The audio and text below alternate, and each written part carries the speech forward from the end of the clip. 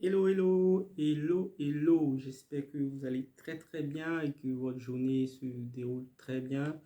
C'est encore avec un plaisir toujours renouvelé que je prends la parole afin d'échanger avec vous sur des questions d'ordre fiscal en Côte d'Ivoire.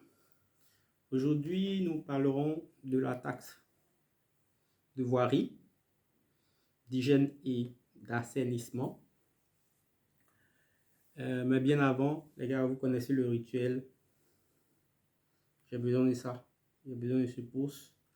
Ensuite, j'ai besoin, pour ceux qui n'ont pas encore activé la fameuse cloche, afin d'être informés des vidéos que nous publions.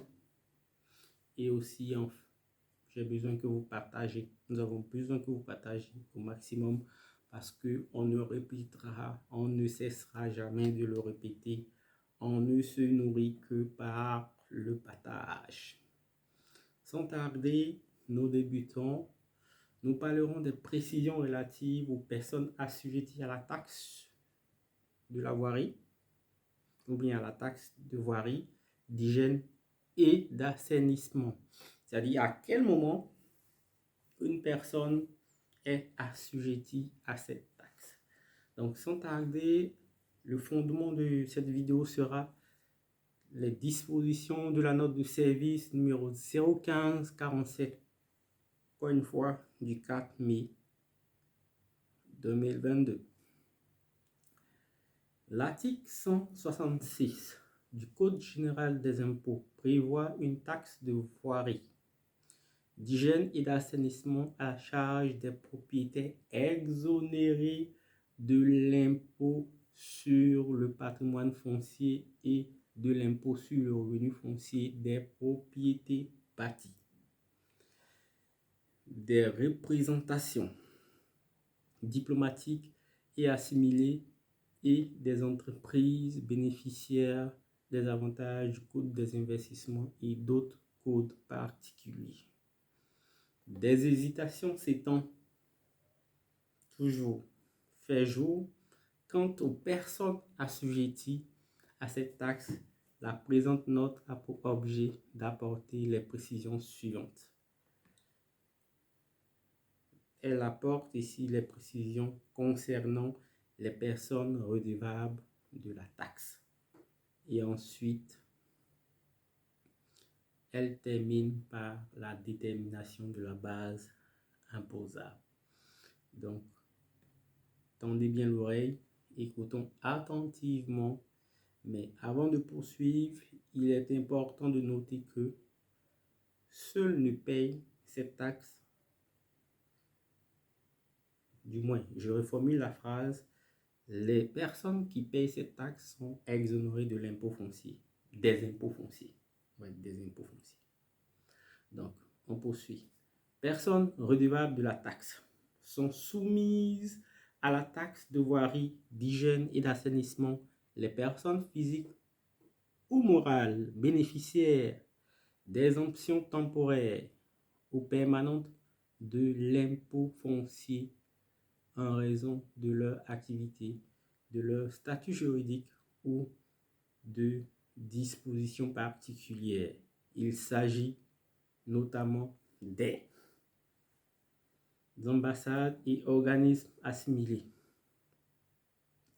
entreprises bénéficiaires des avantages fiscaux du Code des investissements, entreprises bénéficiaires des avantages des codes miniers et pétroliers, entreprises bénéficiaires d'avantages fiscaux issus de conventions particulières conclues avec l'État, entreprises bénéficiaires des avantages fiscaux temporaires prévus par le Code général des impôts, établissements privés d'enseignement, en parenthèse, préscolaire, primaire, secondaire, supérieur et technique, établissements privés de formation professionnelle, fondations et associations reconnues d'utilité publique, associations et confessions religieuses pour leur propriété, autres que les lieux de culte, sociétés d'État visées à l'article 151 du Code général des impôts, il est précisé que l'exonération pour...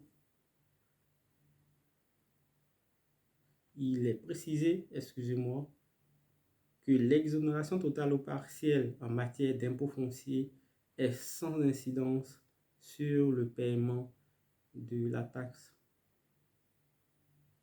de voirie, d'hygiène et d'assainissement qui reste due. Je répète, il est précisé que l'exonération totale ou partielle en matière d'impôt foncier est sans incidence sur le paiement de la taxe de voirie, d'hygiène, d'assainissement qui reste due.